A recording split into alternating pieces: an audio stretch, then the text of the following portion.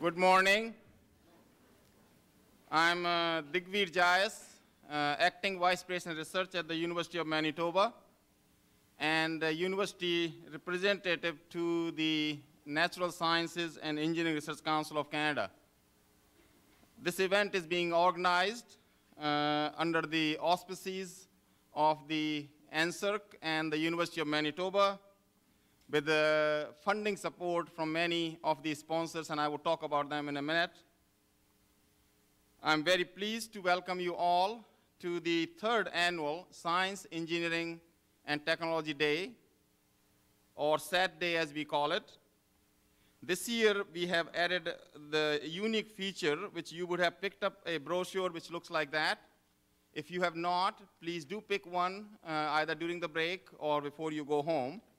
What this is describing is an essay competition which is challenging all of the high school students who are attending the SAT Day today to write a 500-word essay about what excites them about the science and engineering. So you have a challenge. You can learn a few things here today. You can talk to your classmates and then come up with some of the innovative ideas where you think the science and engineering is going. Today what you would find, you would be hearing 5 excellent presentations which are not going to talk about what's happening in the research field today, but they are going to talk about where their field would be 25 years from now.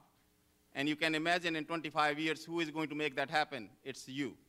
So you have to get excited about the science and engineering and opportunity it will bring to you for careers and the contributions you can make.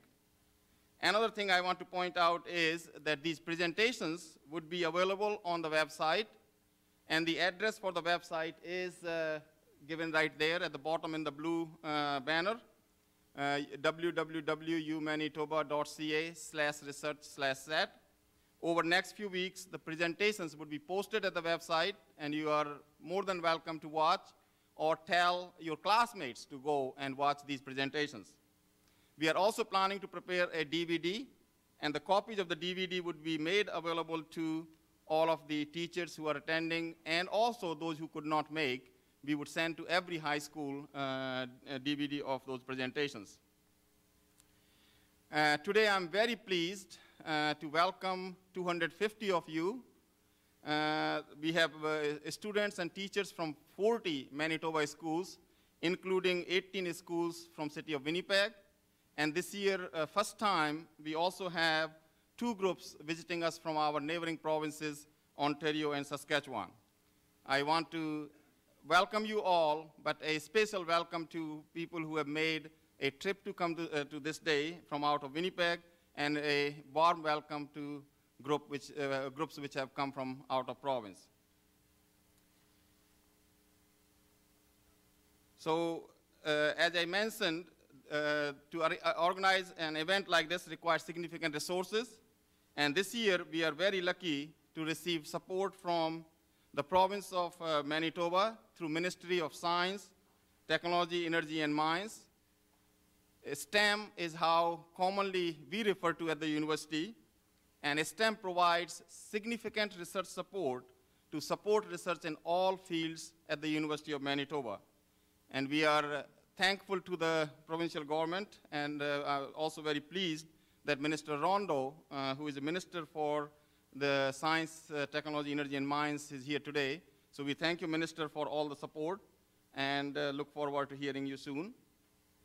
Also, the research which is then helps basically improve the life of Manitobans, certainly Canadians, and people around the world. Manitoba Hydro, who for over 50 years has provided reliable and renewable energy to Manitobans and has funded many of groundbreaking research projects conducted here at the University of Manitoba. And those projects have been on the generation of the power, transmission of the power, and also innovative way of creating alternate energy sources.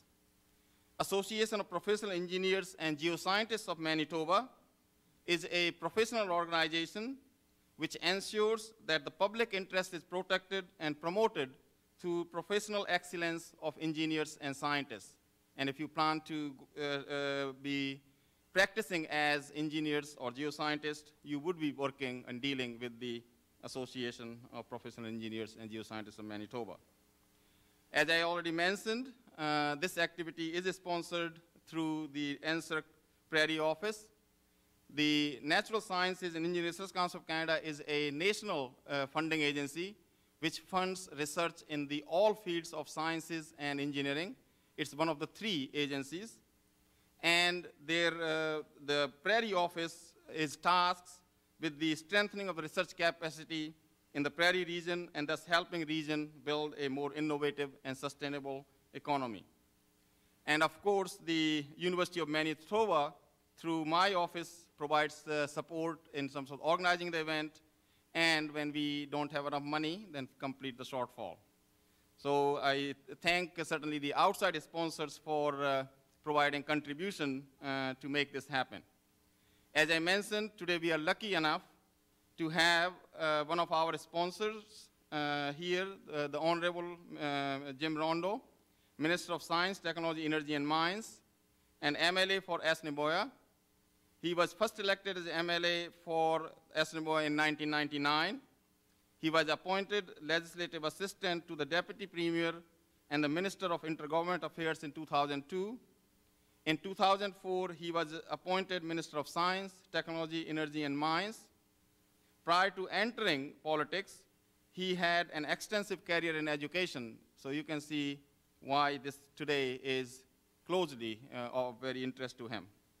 His work as an educator at all levels within public school system reflects his dedication to lifelong learning throughout Manitoba. With this, please join me in welcoming Minister Rondo.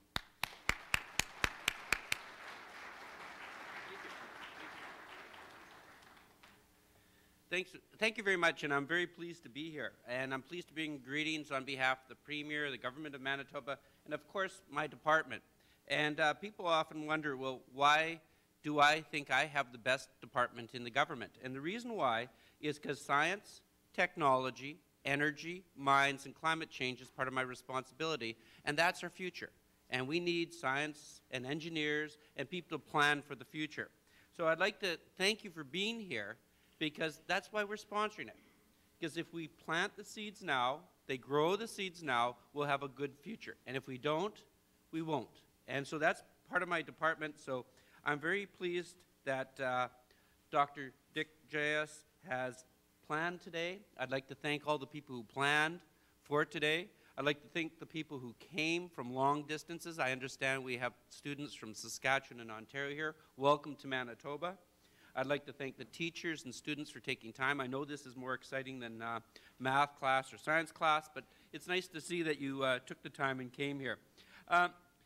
Here's what I think is you have to start looking at what excites people.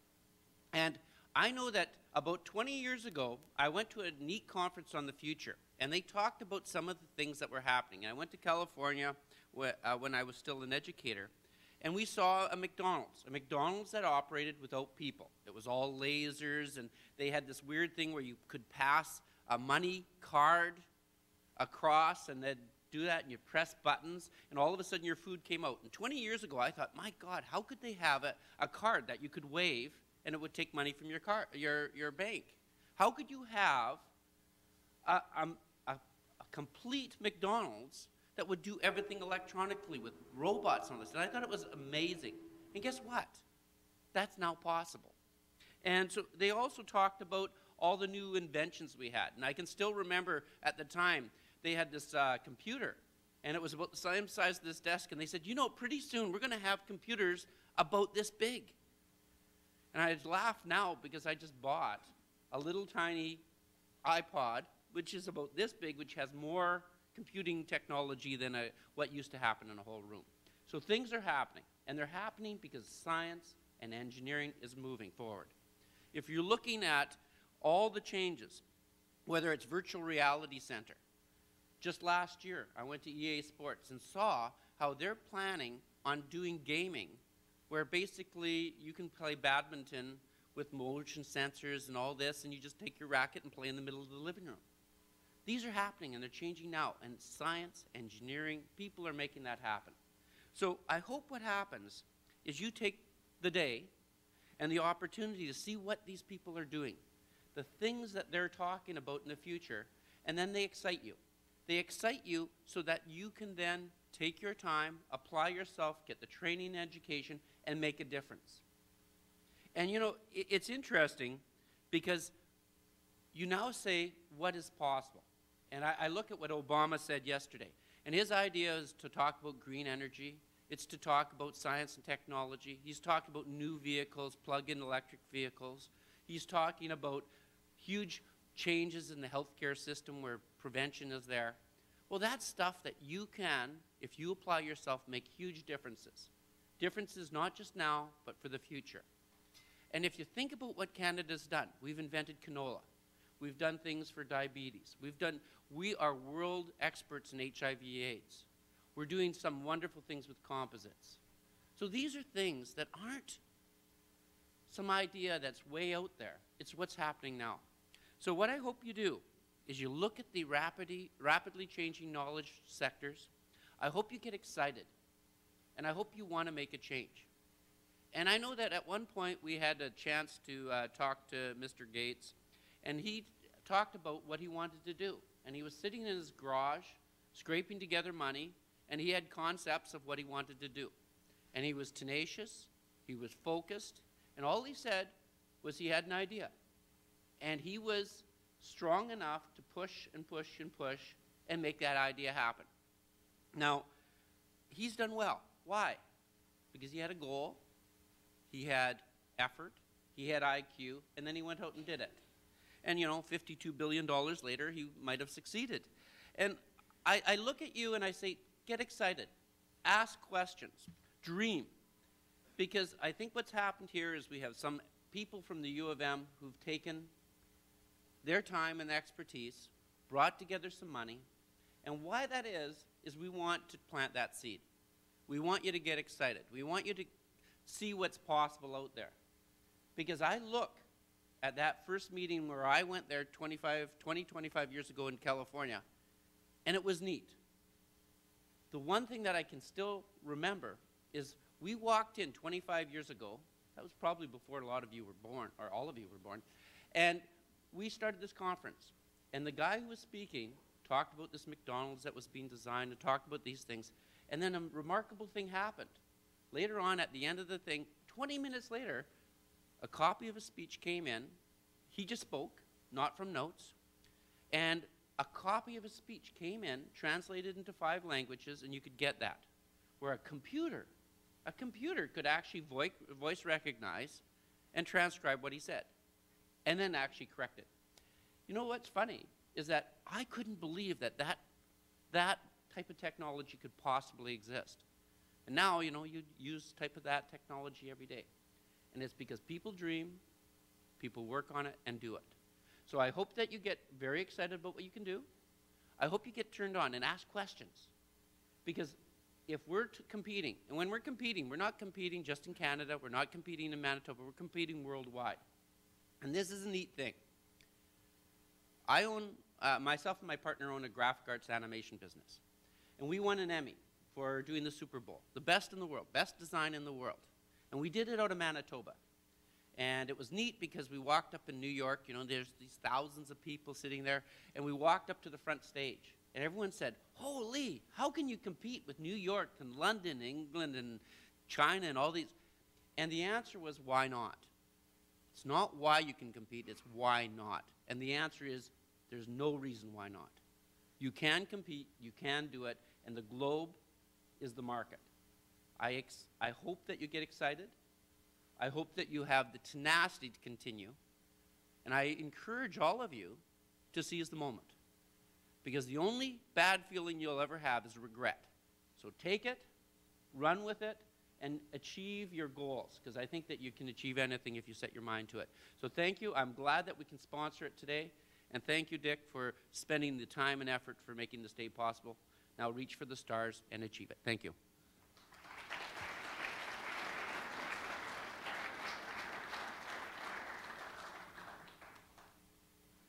Thank you, Minister Rondo. We are all in for a real treat today with an interesting mix of presentations by some of our top researchers. We will start this morning with the presentation by Dr. Patricia Marten, who will be discussing how math permeates life. To introduce our first speaker, Dr. Martens is an associate professor from the Department of Community Health Sciences in the Faculty of Medicine. Dr. Martens received all her degrees at the University of Manitoba. We are very fortunate that Dr. Martens decided to stay in Manitoba, and particularly at the University of Manitoba, to continue her academic career. The list of her awards extends over pages, and if I start listing them, then I would be speaking and she would be looking at over my shoulders. So rather than spending time reading all her awards, I'm going to highlight just in last year, she won the Best Article of the Year award from the Journal of Human Lactation, and she won the Best Book of the Year award from the American Journal of Nursing, the oldest and the largest nursing journal in the world. Dr. Martens will speak to us about the power of math. Now I'm a few years older than you, so I will fill you on a secret. No matter how hard you may try, you cannot avoid or ignore math. Numbers and equations are everywhere, governing, guiding, and even sometimes beguiling us every day. Dr. Martens is the director for the Manitoba Center for Health Policy, and her presentation today is titled Math Magic, the amazing power of math to help us understand life, health, and universe. Please welcome Dr. Martens.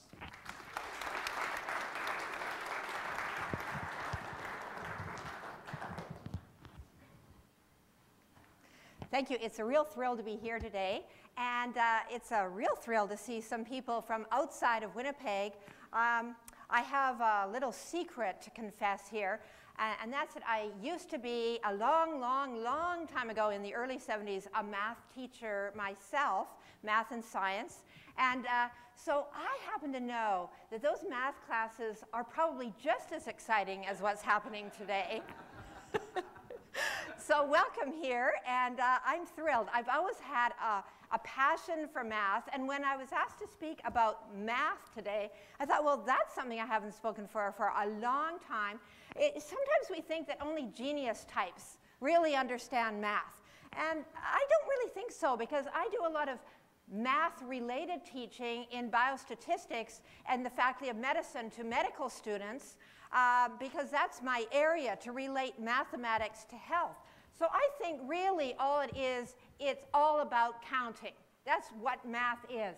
But when I was preparing for this, I thought, so how am I going to talk to a group of 250 high school students about the importance of math? They go, oh, yeah.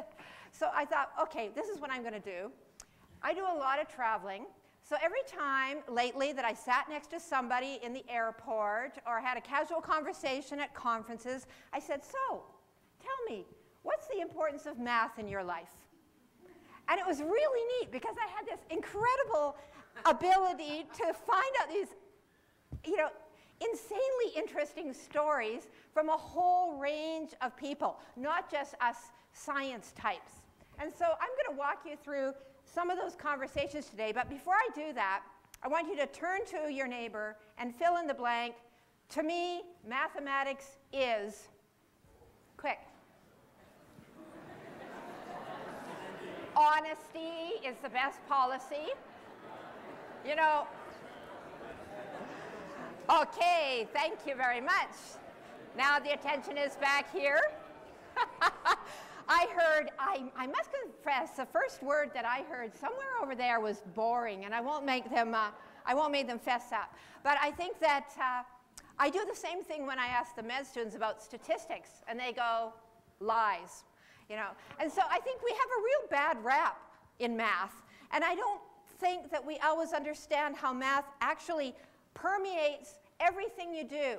Because if you really stop to think about it, just like Minister Rondo said, and Dr. Jaya said, every single thing that you probably did from the time you woke up to the time you got here today involved some sort of mathematics.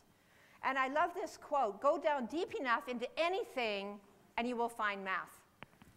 Just think about that when you walk out the door today and start looking around you. So some of the conversations I had over the past month were with accountants, which is kind of an obvious link to math. A general contractor who was sitting next to me in the plane, he was flying out to northern Alberta, and he was telling me all about how he had to project budgets and project need for materials, and then of course shopping, you know. Even shopping, you have to know what 40% off really means, right? And then the gardening store, you go there and you say, I need gravel to cover this driveway. So one of the people I was talking to was saying that they really needed to know their math from high school in order to be able to work in this shop to help customers. And then, of course, sports. How could we forget sports? As a matter of fact, there's a whole group called Statistics in Sports. And when I went to their website, I picked up this book that I thought was very cool, Anthology of Statistics in Sports. Now, I like to use mathematics in ways that I model things. So I take a number of variables or ideas and stick them into equations and try to figure out what is the most unique predictor of this particular outcome. So I was really interested because they were using linear modeling in football. Predictions for National Football League games via linear model methodology. Now, isn't that cool? Or the best NFL field goal kickers, are they lucky or good? So, you know, even if you don't go into engineering, you might go into statistics and sports if that's your particular shtick. Now, I do know that there's some people from Steinbach here, right? And I actually live outside a small village called Kleefeld. Now, how many of you actually even know where Kleefeld is? Yeah, you're probably the Steinbachers, right? Or the St. Pierre-ers or somewhere around there. And so I commute every day downtown because I don't come to this campus. I go to the Faculty of Medicine, which is downtown. But we recently built a new house. And we had a lot of local tradespeople working on this house. And I happened to have a conversation with them because they were working on this staircase. And here's Bob Kehler. And here's Andrew Sawatsky. They were the two work people. And Bob actually went to school with a son of mine years ago and was a good buddy. And I said to Bob, because I knew that he had finished grade 12 and then gone into carpentry, so Bob, what about math in your life? I thought, okay, this will be an interesting answer. And Bob says, you know, you wouldn't believe it. In high school, I thought that math was just kind of, meh. And then I started working on these timber frame homes, and I had to go back and relearn trigonometry. Because my entire life is around trigonometry. I thought, woohoo, like that's a really cool story. And if you look at this staircase that they had to build involved an incredible amount of detail in fine mathematics, including trigonometry. And what I really loved was the way that they went about doing this was what I call math in motion. I mean, they might have not had all the fancy equations, but in order to build the banister so that it actually curved in a helix, they had to build this huge structure and then laminate pieces from one end to the diametrical opposite so that it twists like that as it goes up. It was the most fascinating thing we've ever seen, and we thought, wow, we're so lucky to have these almost like old world artists working on this house using it. And so you can see the staircase. It actually bends in a double helix in order to actually work. And it took a huge amount of mathematics for them to get it there. And then, of course, I had a little conversation with an artist. Emily LeMay is an artist in Winnipeg, and she has a website. So I asked her, so how do you use mathematics in art? Somehow you don't really think of mathematics in art, but those of you who are artists on the side do know that there's an incredible amount of mathematics in art.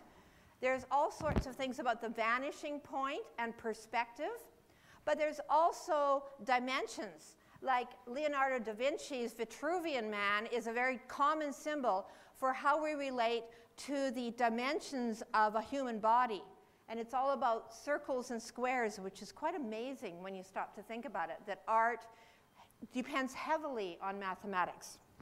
And speaking of art, of course, there's my all-time favorite artist, Escher, right? How many of you are familiar with Escher's work?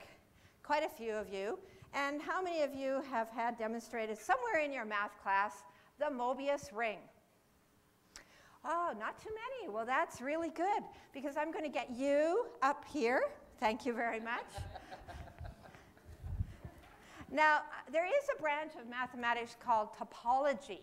And if you read there, topology, those properties of a space which are unchanged by distortion, which may stretch or bend it, but which do not tear or puncture it.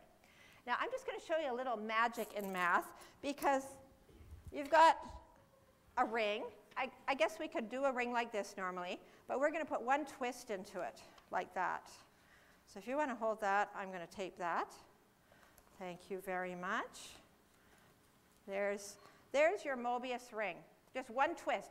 And amazingly enough about this Mobius ring is, if you can believe it, it only has one side. It doesn't have two sides, it has one side.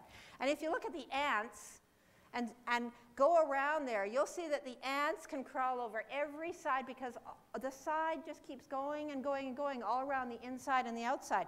If you want to hold that up, I'm just going to pretend to draw with my scissors, and you see you go around and inside, up and back and up, and I'm back to where I started from. What I'm going to ask you to do is cut the Mobius ring in half, lengthwise. There you go. What do you think? This is going to take a while, isn't it? Yeah. You tell your next door neighbor what you think is going to happen when we cut a Mobius ring in half. And meanwhile, while he's doing that, I'm going to go on to the next slide. Escher was also fascinated with tessellations, which is how to tile a floor. And Escher used mathematics to tell him that there's only 3 forms that will tile a floor: the hexagonal, the diamond, the diamond and the square. Those are the only things that you can get to completely tile a floor. But are you ready? Okay, go for it. A Mobius ring only has one side, so when you cut it in half, it doesn't fall apart. It just makes an even bigger ring. And you can try that at home under the supervision of your parents. Thanks very much. Oh, yes, you can keep your Mobius ring. There you go. Your souvenir. So Escher was also very interested in combining art and math, because he used the idea of these tessellations to draw amazingly intricate figures, really cool figures that would tile a floor too. So he stretched and bent those basic shapes into artistic shapes. Then I had a little conversation with a sociologist who's actually a professor at this university when I was flying back from Ottawa last week. And I said to him, so what do you think about math? And he said, the biggest thing in math, in my mind as a sociologist, is the fact that we have little concept of probability or risk. So we go about our daily life, driving, smoking, whatever, and we don't realize that those are incredibly risky behaviors, but we're incredibly uptight about environmental contaminants, West Nile virus, SARS, and Lyme disease, which probably in the long term are things that don't particularly affect very many people. So it's all about probability and risk, which is mathematics. I looked up on a website for the United States, and they told me that the probability of dying in a year from any given cause, motor vehicle crashes was the #1. They used to call it motor vehicle accidents, but we don't like the term accidents in health and epidemiology, because accident implies that it's just by chance. Crash implies you could have done something about it. So that's why they call it motor vehicle crash now. And smoking was #2. Lightning is pretty rare, thank goodness. Food poisoning, incredibly rare as well. So what happens in Manitoba? Well, one of the scientists at the Manitoba Centre for Health Policy, Marnie Brownell, recently did a health atlas on various aspects of child health and adolescent health, all the way up to age 19. And this is the cause of death for 15 to 19-year-olds. Injury, 3/4 of the deaths of your age is due to injury. Very little else. Very small degrees of cancer, which are the neoplasms or nervous system or circulatory system. This is overwhelming. So what is injury all about? Well, males and females vary a little with the cause of injury. But if we look at this, this is the cause of death, self-inflicted, and this is male children up to the age of age 19. Self-inflicted injury. Well, that's not good. That's suicide. Motor vehicle. Violence by others. That's homicide, right? Suffocation and choking. Ugh. So these ones are the causes of injury, death. And I want you to think about that because some of those might be preventable. Hopefully, most of those on that list are preventable deaths. So you can see how Marty Brownell uses mathematics to give a picture of the health of Manitobans. And then I had a little conversation with an architect, a plant biologist, and a piano tuner. So let's go to the architecture. Now, you probably are aware of all the really cool stuff about our legislative building and the fact that it was built on kind of Masonic principles, and the golden rectangle is part of those principles. The Parthenon was also built on the golden rectangle, and it's a pretty cool thing. It's built on irrational numbers. Now, isn't that cool? Like, can you imagine that irrational numbers plays such an important part in architecture? Because if you take a perfect square, 1 by 1, chop it in half, make a radius, extend the radius out into a circle, and then make the rectangle where that circle extended, then you get a distance of 1/2 plus the square root of 5 over 2, and that's approximately 1.618, blah, blah, blah, blah, blah, blah. So the ratio of here to here is 1.618, etc. And that's considered a very pleasing proportion architecturally, the golden rectangle. So there's a heck of a lot of math, even though we don't even realize it. And continuing on that way, let's go to the plant biologist. There's something really cool happening in the plant world that has so much mathematics involved you wouldn't believe it. Fibonacci numbers. This is one of my favorite things, Fibonacci numbers. Can you imagine, like in southern Manitoba, you look at a sunflower, and you're not going to see a sunflower or sunflower seeds for spitting. What you're going to see the next time you look at a sunflower is you're going to say, Fibonacci number. That's what you're going to say, right? Right. So if you take the inside of a sunflower, it looks kind of cool because it looks like it spirals one way and at the same time spirals another way. Same with a pine cone. There's 2 different spirals going on.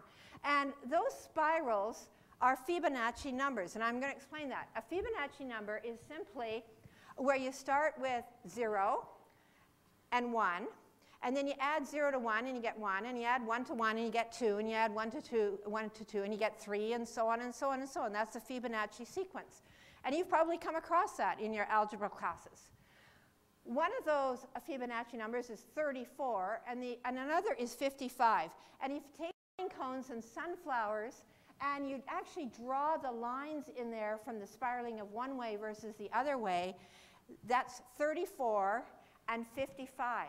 And the cool thing about that is that it's, again, that kind of interesting golden rectangle number of 1.618, which tells you that each new seed is 1.618 of a turn from the last seed, and that makes it perfectly positioned so it has the best chance of growing.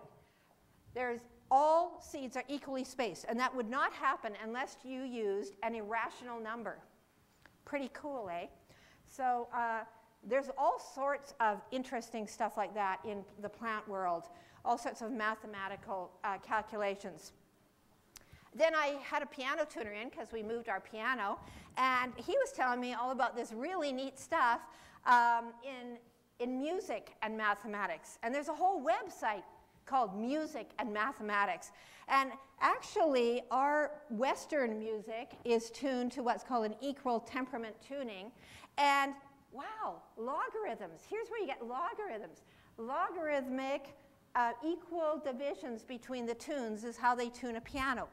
So it's not just random effect. There's an incredible accuracy about piano tuning that has to do with logarithmically equal intervals. And finally, I had a conversation with myself. I'm what you call an epidemiologist, which is, most people, when I say epidemiologist, they say, oh, so you take care of skin, eh? I say, no, that's a dermatologist. I'm an epidemiologist. So what the heck is an epidemiologist? Well, there's the people who work at the center, and the people who work at the Manitoba Centre for Health Policy are a combination of very skilled IT people, very skilled data analysts, usually they have their masters in statistics, skilled research scientists like myself who come from a variety of backgrounds, from psychology to medicine to economics, so that they can do projections, etc. And here's a little epidemiology lesson for you. Epidemiology is all about person, place, and time. So things like, how do rates of disease vary in the population by person or type of people, by place within the province, over time, and what are the factors that might be affecting the health of the population, and even things like, so what works? What do we know about what works?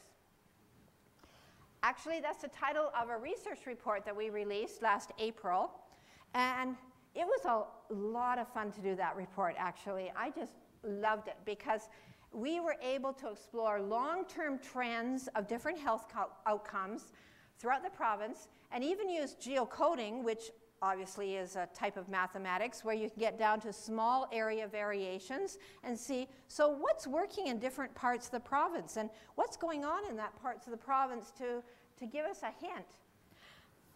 Now, you'll like this slide. You used to be the Minister of Health Promotion, yeah? Right.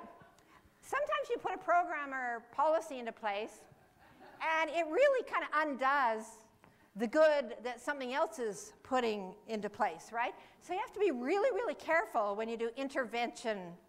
Intervention, you never really know what the outcome is going to be. So it's really not a good idea to put an escalator outside the fitness center, because it'll just counteract all the good, hopefully, that fitness center is doing. So it's very important for us to be able to figure out in Manitoba where we're seeing really good health outcomes and what's going on in those regions that makes it hint to the fact that they're doing something right. They're doing something that works. You can see all the different parts of Manitoba are divided into what we call regional health authorities. Now, the Winnipeg Regional Health Authority is here, and Brandon is there. I live in Southeast Man Regional Health Authority, and you can place yourself on the map as to where you're coming from.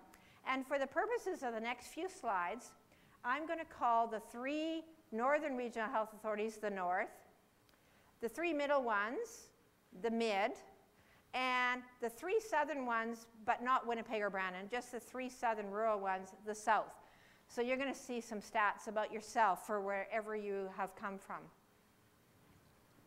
Now I thought, okay, so what if I ran recently that would be about 15 to 19-year-olds? And teen pregnancy was the thing that I was looking at. And how can we bring the teen pregnancy rate of Manitoba down? Because a few years ago, we were just like double the Canadian rate. But I guess there's not great news here, but I guess it's a little better news than it was a few years ago. This is the rate of teen pregnancies per 1,000, so about 50 per 1,000. And if you want to see the Manitoba average, that's the turquoise one. So in the latest year of data that we had, it was around 50 per 1,000. The Canadian rate is 38 per 1,000. So we're not doing so great compared to the Canadian rate. But you can see that there's some areas that have really low teen pregnancy rates, like south there. The rest are kind of around, hovering around the Manitoba average. And the north is extremely high, right? So you get real gaps in the province when it comes to teen pregnancy rates. And even within Winnipeg, we've divided it into different parts of Winnipeg. what we call the most healthy areas of Winnipeg, the average health, and the least healthy areas, and then Winnipeg overall. So you can see the most healthy region is kind of like the south, and the least healthy region of Winnipeg is very high in teen pregnancy rates. So what is this going to tell us? What we want to do is look to the future, not just bemoan the past. That's the whole thing. Mathematics has to help us figure out the future. So we used maps. Now, whoa, those are kind of weird colors compared to what I see on my computer, so I apologize for the weird colors, so I'm going to have to kind of explain it. Over here is the actual rate of teen pregnancy, and what looks kind of like a yucky brown to you is a green, and this is a red, and this is a yellow, and a pink, so that the green means the lowest teen pregnancy rates.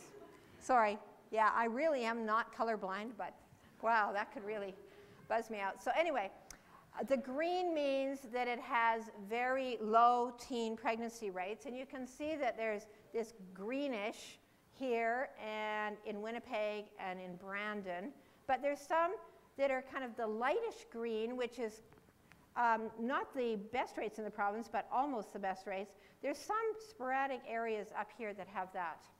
So those are the rates. It gives you kind of a picture of how that's going. But these are the trends over long periods of time.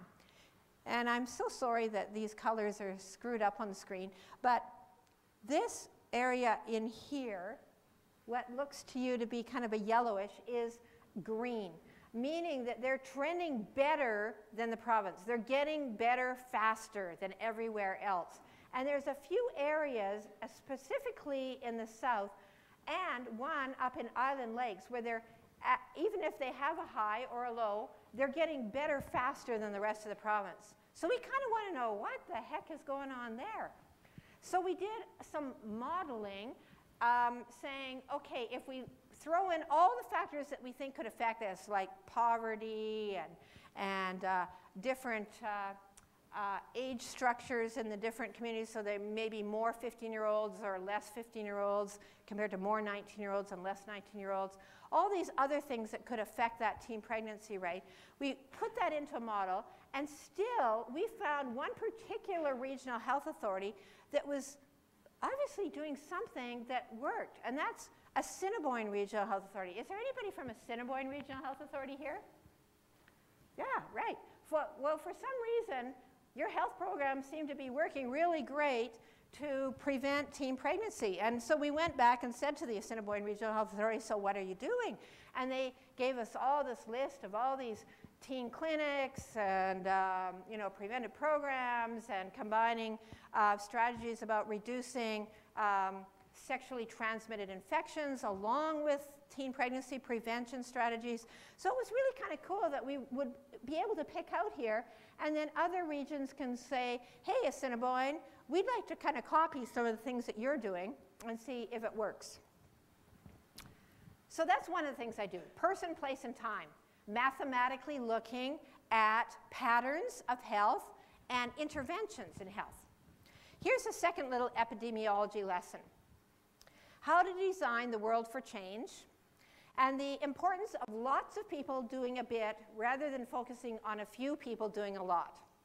Now this second one, this has been dear to my heart as an epidemiologist for ages, but you know what's really cool? It's becoming sexy, right?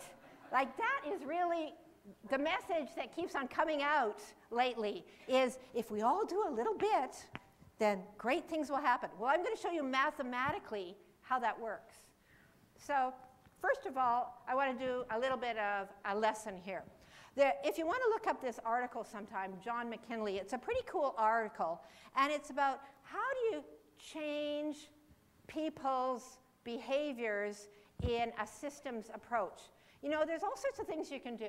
You can wait till they get really sick and then fix them. That's one way. You can try to educate, which, of course, all of us in this room are educators, and we really hope that works. But you can tell people, you know, you really need to quit smoking because you might get lung cancer if you smoke. That's one way of changing a person's behavior. And then there's the government here, who can put in tax incentives, who can put in incentives to build communities in a certain way. So that's a real big macro kind of approach to changing behavior.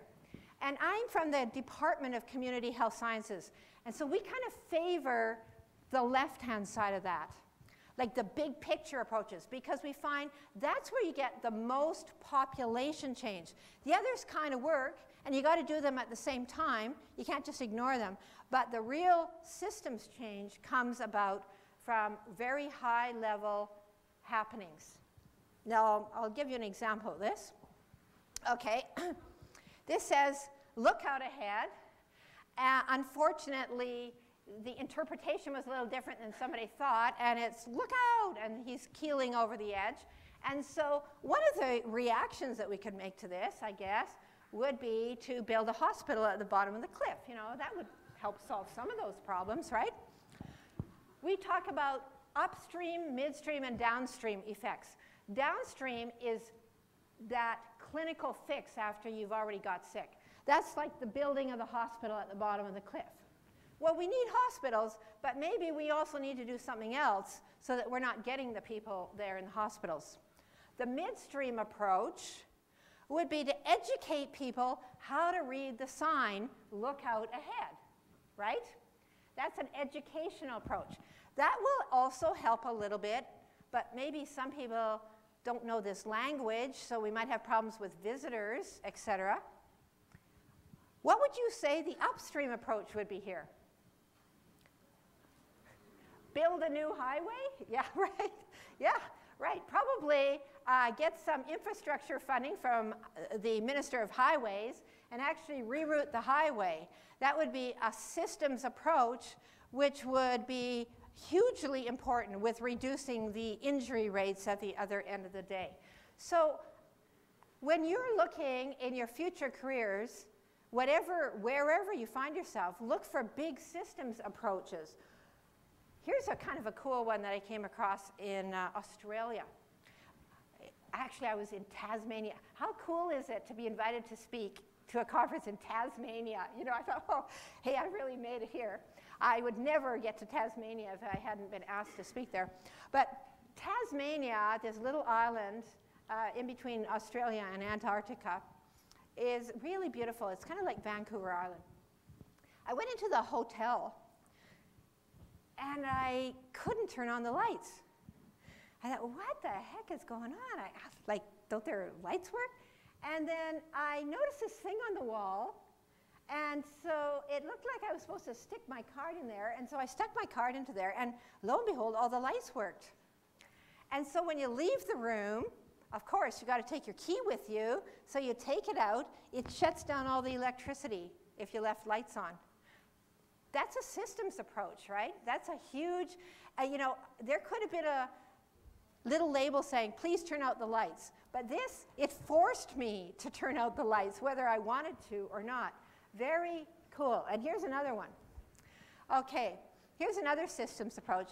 Down where I work, it's the big Brody Center by the Health Sciences Center.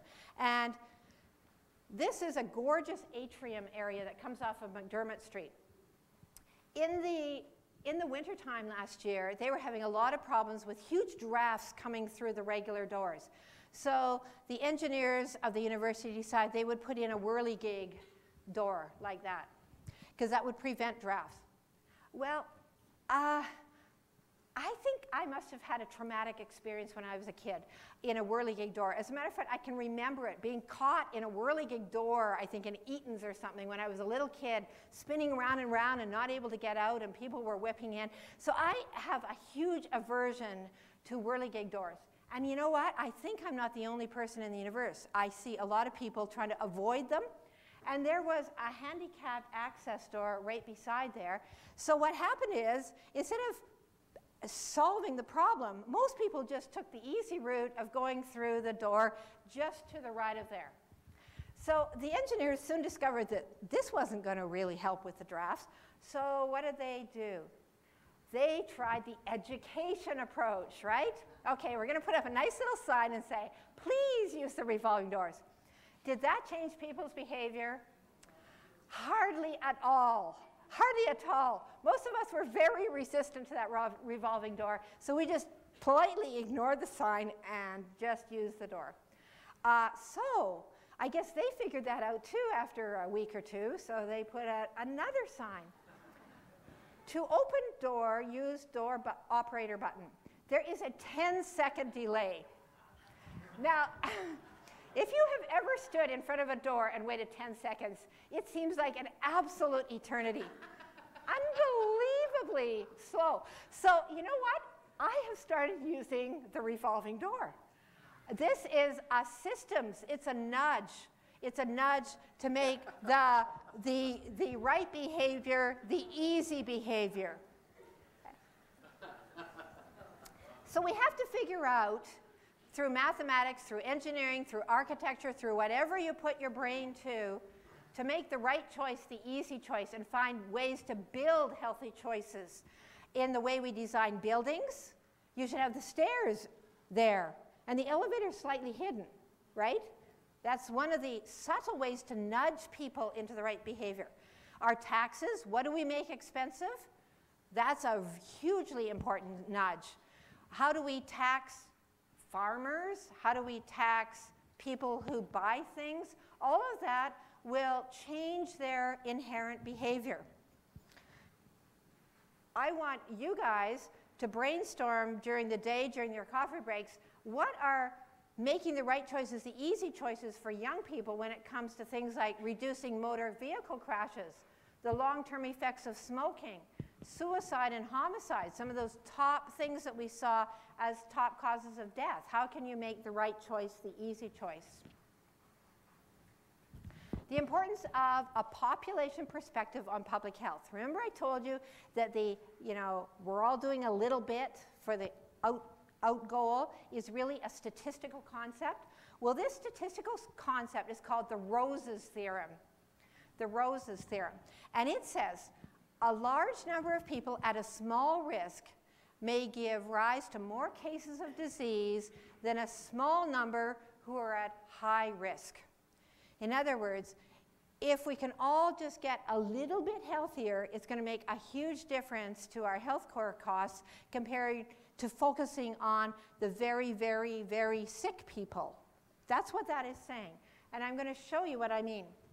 Now, you're all familiar with the mathematics of drawing histograms. This particular histogram is an example of a survey I did with the medical students this year. And I made them run on the spot for a minute and do their run pulse and rest pulses and all sorts of things. And then we did a bunch of statistical tests with those numbers to teach them statistics.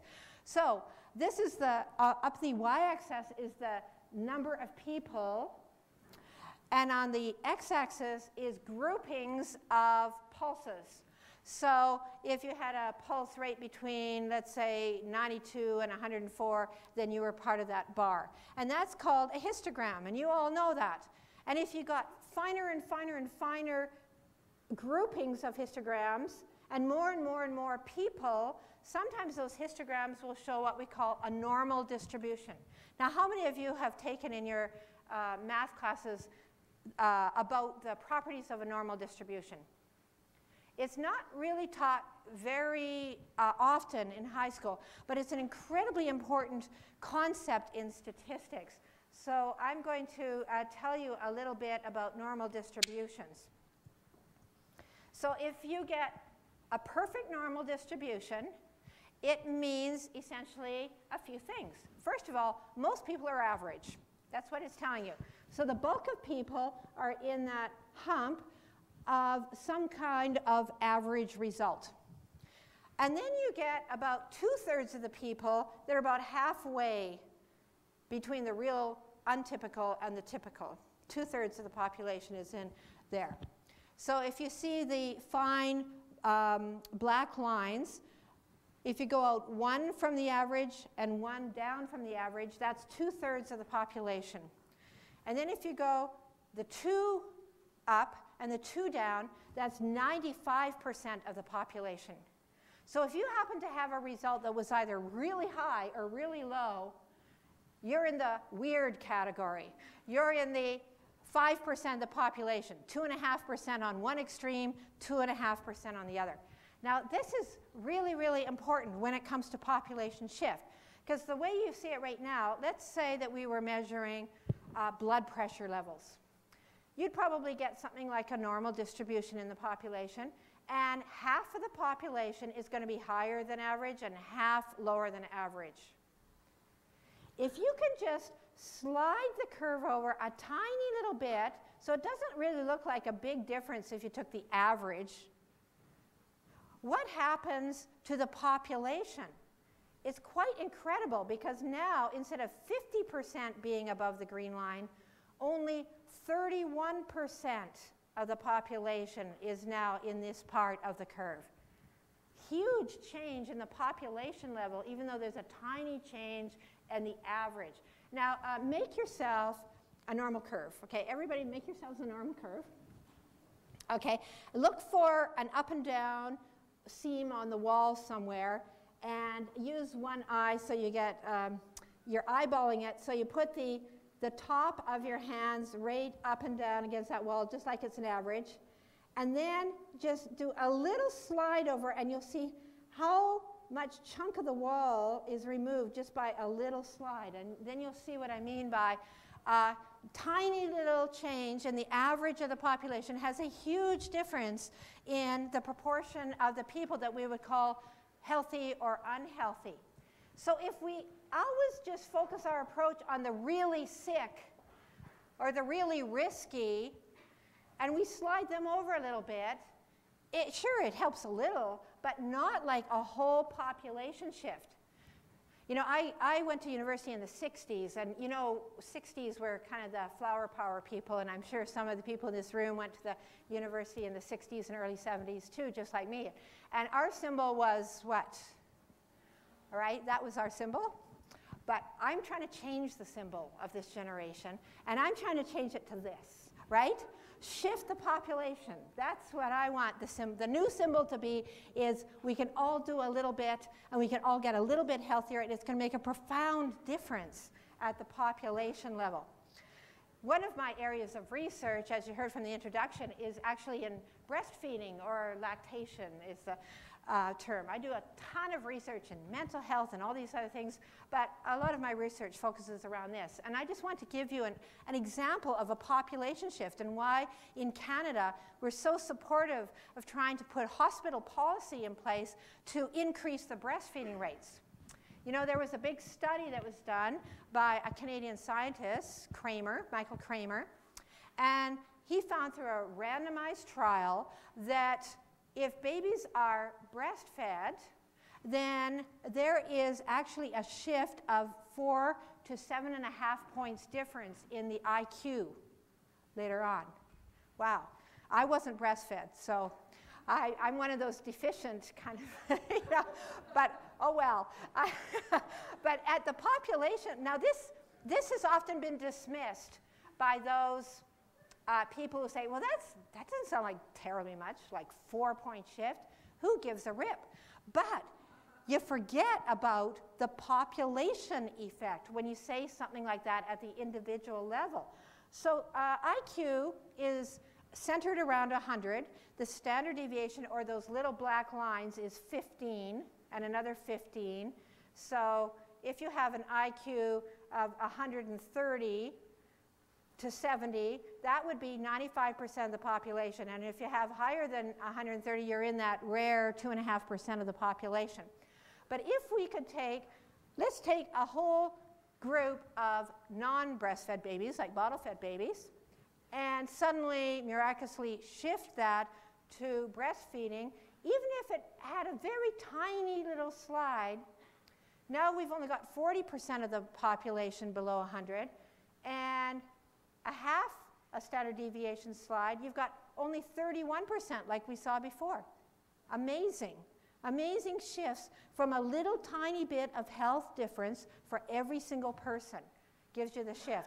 And those of you who are familiar with CBC and all sorts of other efforts, there's the 1 million acts of green. So if we think of this, even if all of us just used and replaced one 75-watt bulb with a 20-watt CFL light, that's about 55 kilowatts per year savings, which is about 20 kilograms of coal that didn't have to be burned if we were burning coal to produce that. And so we could shift down like that, and instead of just looking at those really high consumers of energy, we could bring ourselves down so the 31% are only over the average and the 69% are using much lower energy. Now, how am I doing for time here? How much? Couple of minutes, good. Okay, I want to do an experiment with you. So this half the class, when the tape tells you to start counting, I want you to count the white players, how often they pass the ball. And that, I want you to count the black players, how often they pass the ball, the people in the black shirts, okay? White shirt people, black shirt people. If you've ever seen this tape, I don't want you to do any talking from here on in about this tape. I want you to be totally silent and just count, and at the end, we're going to see who can count better, females or males. Are you ready? I'll show you a 1-minute video clip in which I'm going to have you do a count. With an audience this size, it's a very interesting phenomenon. Here's what it looks like. Okay, so there's 6 students, 3 white shirts, 3 black shirts. There's 2 basketballs, they're passing them back and forth. Your task is to count the number of passes in 1 minute between the white-shirted students. Number of passes, they're going to be moving around, so it's complex. I want to show it to you. Number of passes by the white-shirted students in 1 minute. Those of you that have seen this, don't blurt out the answer, but it's a very interesting effect where it turns out there's a gender differences on attention to this kind of detail with a lot of action going on. I won't tell you which gender is more accurate than the other, but we'll see at the end. So you got to be silent while you're doing this. Okay, so here we go.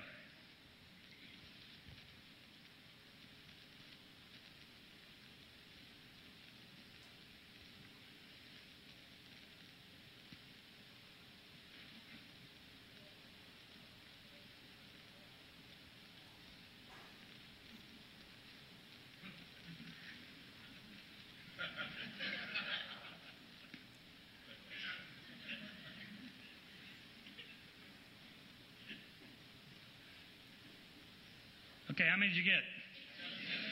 18, 17, 13. Okay, that's quite a spread. The correct answer is 23. All right, good. Anybody see anything unusual? Show of hands, anything really unusual in this tape? About half of you. So let me show it to you again. This time, don't count the passes. You're just watching globally what this looks like. Did anybody see something unusual? Okay. If you didn't, watch. Don't count this time, just watch.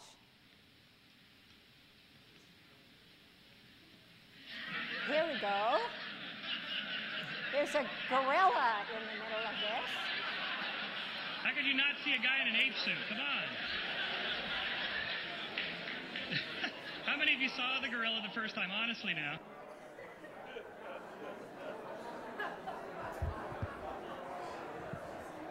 How many of...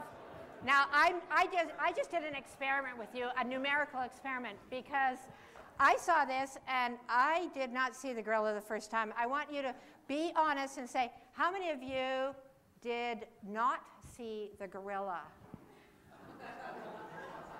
Okay, now, it was really, really interesting because I did an experiment in a large crowd where I recently talked, having them count the black instead of the white, because I wanted to see, did it make a difference as to whether or not you saw the gorilla? Did you see the difference in the proportion? White people, how many didn't see the gorilla? Black people, how many didn't see the gorilla? Wow. So he didn't even talk about that, but it depends on what you're focusing on, whether or not you see that. So although this is a great tape that you can pick up on the internet about perceptual blindness, it all depends on what we're focusing on, whether we're perceptually blind or not. So I want you to always keep in mind throughout your life that, first of all, the Rose theorem is a very, very important thing for the future to figure out how to change populations to be healthier or to consume less energy or wherever you are. and go deep enough, look around, and realize that mathematics really is truly the universal language. It's the poetry of logical ideas. So thank you very much.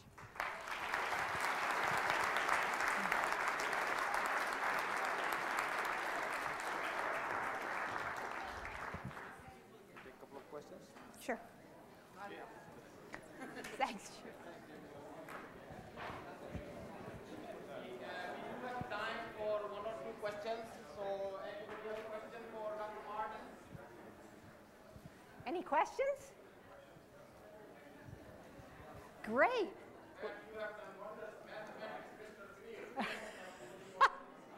What are you going to do now? Okay, next time I meet you, I want you to give me the high five population shift. So have a great day, and hope you're going to just be inspired terribly by the science, energy, and technology aspects of this university. So see you.